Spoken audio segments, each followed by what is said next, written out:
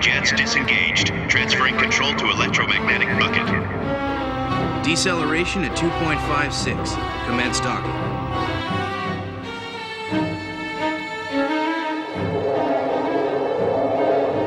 Try not to look so frustrated at us. Well, I don't imagine it'd be too late if we waited to hear back from the Council, at least. It will be too late. I have a sixth sense about these things. If we don't seize the moment now, later we'll pay with our lives for our reluctance to take action. The Earth forces new mobile weapons. We must secure them before they attempt to move them. The reason everything happens is because it was destined to occur. Is it safe to say that all of this has been the work of destiny? Let us suppose that were true. Then does that apply to this war? And to the fact that I obtained this piece of information? Is all this happening out of necessity? There is no meaning in having a war unless one can end it in victory. This is a favorite quote of Patrick Zahles, but naturally, he's not the only one who shares that sentiment.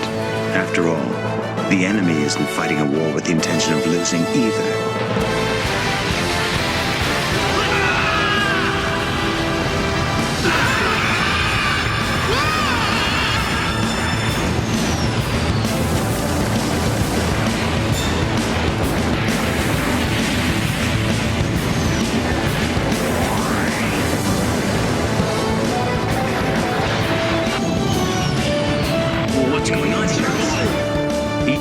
Strives for justice, but both have a different idea of what that means.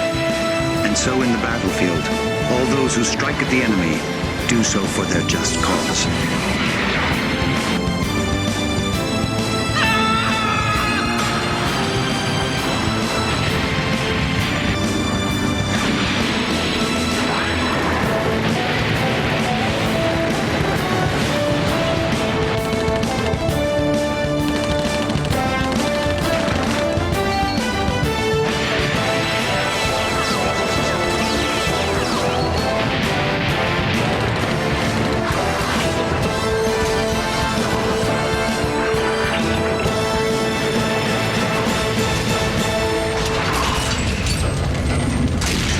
Against it. Fighting nuclear weapons with nuclear weapons will only ensure that nothing is left. Nevertheless, they've already used them. We should prevent the use of nuclear weapons only. And the neutron jammer is a device created for that very purpose. But those gadgets prevent all nuclear fission reactions. If we fire them into the Earth, it'll cause enormous instability to their economy, especially in terms of the resulting energy crisis. And as a side effect, they disrupt radio waves, which will adversely affect the lives. This is no time to show them how compassionate we are. They must expect some sort of response. Weapons like that must never be used. Yet they chose to do so anyway. The major reason for the escalation of this war was the Bloody Valentine tragedy. In retaliation for the nuclear attack, Zaft dispersed neutron jammers, also known as N-jammers, and buried them all over the Earth. As a result, both sides can no longer use nuclear weapons. In a battlefield where all forms of nuclear armaments are non-existent, the special weapons developed by Zaft soon became the most powerful military force. They are called mobile suits. Meanwhile, the Earth forces only had conventional mobile armors. Perhaps it's not too surprising that they would be obsessively driven to develop new weapons of their own. And yet, simply neutralizing nuclear weapons in no way meant an end to the war. The dove is a symbol of peace. It's not born with the kind of sharp beak or claws which could inflict a fatal attack. So they say that if these birds were pitted against each other, it would undoubtedly be a long, gruesome battle. That seems very much like the situation we're in. I trust you can appreciate from the events you just witnessed that our actions were not intended as an assault on Heliopolis, but the result of collateral damage. And that the Earth forces instigated the collapse. Thank you for your kind attention. That concludes my report. So Orb was in league with the Earth forces after all. They're the ones who deliberately violated the treaty. However, Representative Amalfi, Those who choose to make Earth their home cannot be trusted. Tell me, Commander Le Creuset. The prototype mobile suits of the Earth forces, are they worth all the sacrifices that were made by our Zaft forces in order to secure them? To illustrate to you their phenomenal capabilities, I have here one of our pilots. He operated a machine and fought the last one that's still with the enemy. I'd like permission to have Athron Zala brief you on the details. I will allow Athron Zala to present his report. First, I would like to present this machine known as the Aegis. One major characteristic is its transformation system. GAT-X303. Its structural frame is fundamentally different from the other four machines. This allows this particular model to transform into a mobile armor. While in this configuration, its main weapon is the Scylla, a 580mm multi-phase energy cannon. As with the other machines, it incorporates a feature known as phase shift armor, which we have yet to test properly in actual combat. At present, we are reprogramming the OS to maximize its potential. And judging from its specs, this machine we believe is superior in both mobility and power to Zaft's main weapon, the Jinn. GAT-X102, the Duel. This machine was developed with close-range combat in mind and has a wide range of uses. It's believed to be the basis for the development of the other four models. Like the others, it is equipped with the anti-air Vulcan system Eagle Stellung. The machine carries a beam saber and an anti-beam shield. GAT-X103, the Buster. This machine was designed to be capable of long-range artillery attacks. It is believed that its main purpose was to provide covering fire from the rear and to perform sniper attacks.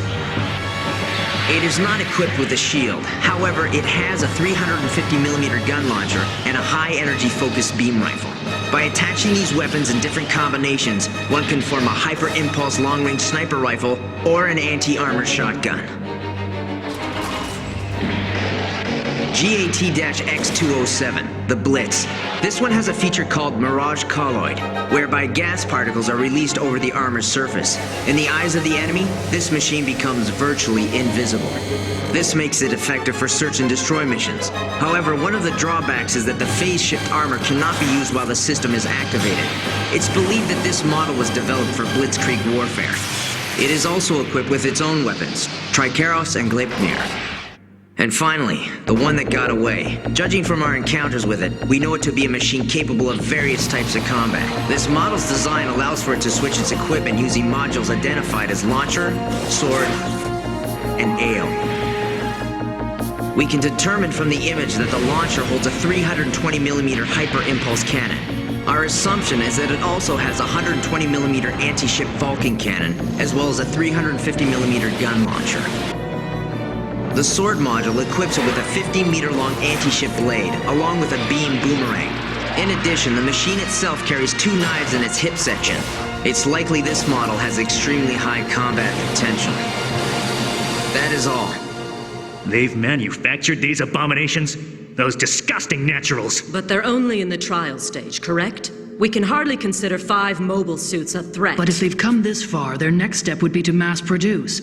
Are you suggesting we just sit back and wait until that happens? This is a perfect indication of what the Naturals are planning for the future. They crave war, a desire to wreak havoc. Before we act. Committee members, silence, please.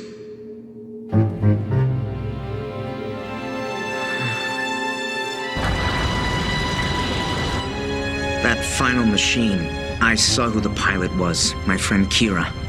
We attended the same lunar prep school. He's a coordinator. I see. Irony abounds in warfare. No, I don't blame you for being upset. I can imagine you were very close to this friend. Yes. Very well. I'm taking you off the next sortie. I think it's best. You wouldn't be able to point a gun at such a friend. And I have no desire to put you in that position. No, Commander, couldn't you? Even if he was your friend, now that he might be an enemy, we must eliminate him. I'm sure you can understand that. Kira! He fails to see he's being manipulated by the Naturals. Brilliant as he is, he's also naive and good-natured. They're exploiting him, but he's blind to it. That's why I have to go back. I have to reason with him.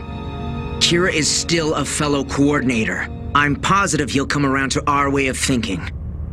I know how you feel. However, what if he won't listen to you? If that should happen, I'll shoot him down myself. An enemy with whom one shares a past. How much simpler it would be if one had no misgivings about firing at such an opponent. They're retreating? But there's still something. What's this? Tell me, do you feel my spirit, my presence? Do you sense it the same way that I sense yours? An unfortunate fate, wouldn't you say, Mula Flaga?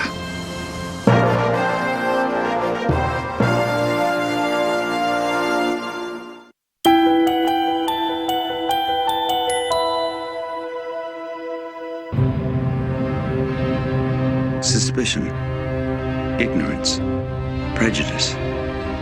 The dark emotions directed at those who can be loved. If love is the brightest light, then are these emotions created from the shadow it casts?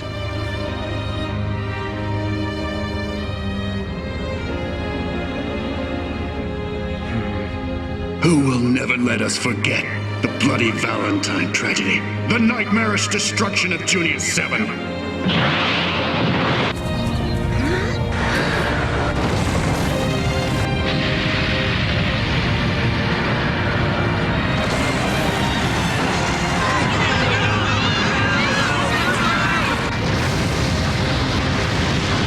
Things that are different, things we don't understand, differences that foster anxiety, leading to hatred, and ultimately, confrontation.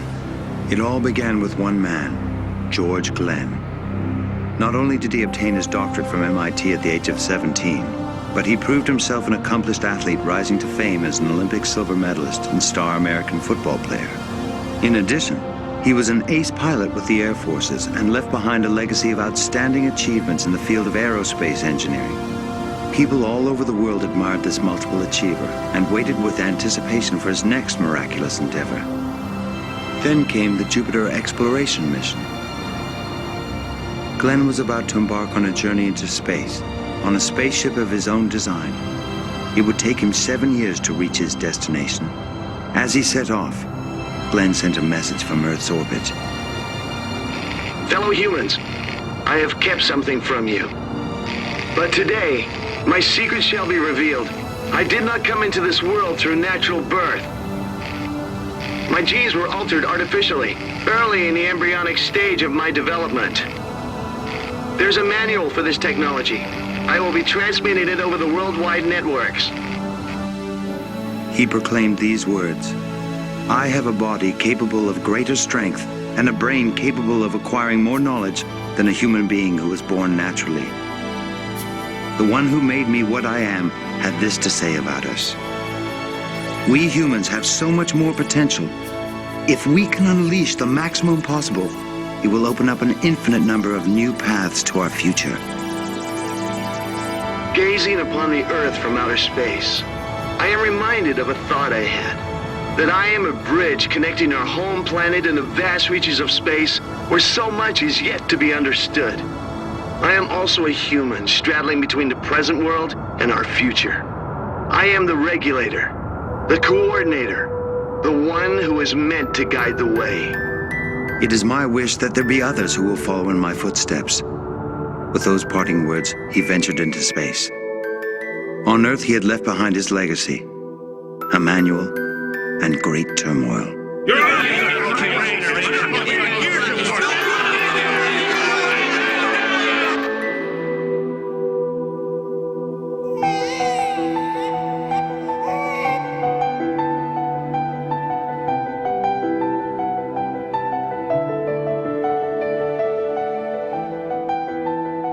And 14 years later, upon his return to Earth, he presented the people with another shock. So that we may research this gift we received from our solar system, we will head into space. Our research plans will bring back to Earth raw materials, technology, and many other benefits of the universe. We have so little time. What useless purpose will it serve to expand the front lines of battle? The reason is precisely because we cannot forgive them, those who get in our way. However, in this world full of differences, such as nations, words, values, origins, and beliefs, what new difference did he add to the equation? He might have eventually understood, but by then it was too late.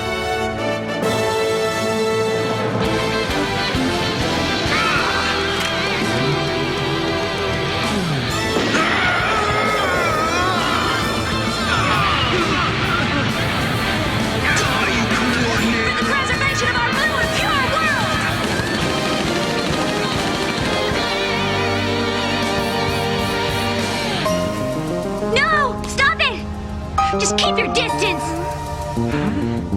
You must be nuts! Why should I shake hands with somebody like you? I don't want any of you coordinators acting friendly with me!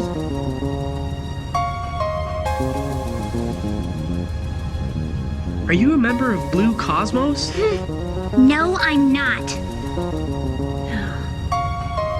But the stance those people take, I don't think they're exactly wrong.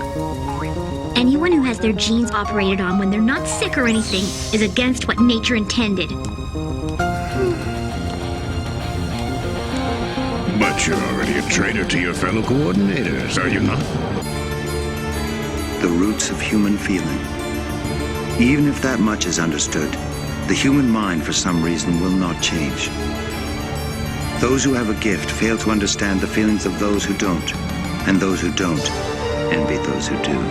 I'll say this once more. You are to meet the resource supply quota. That is your job. Should you refuse to meet our demands, we'll have no choice but to impose an economic blockade. But who came upon us and so ruthlessly shattered that desire? Who took our freedom away for their own selfish ambitions? Who pushes us aside to better themselves? Who exploits the coordinators?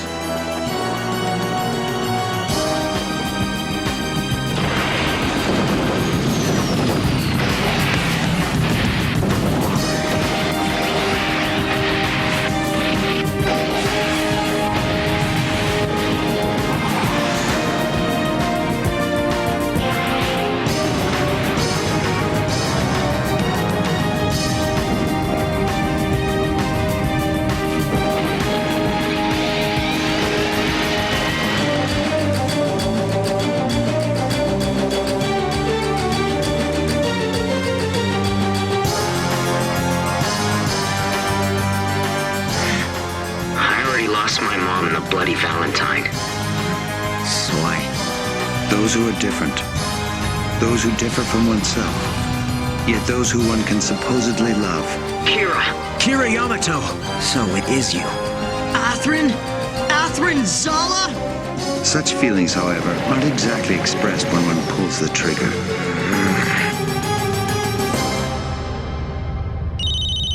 Sir, there's a message from National Defense Committee Chairman Zala. Shall I forward it to you? Yes, please. What is it one should be fighting against? War makes that question very difficult.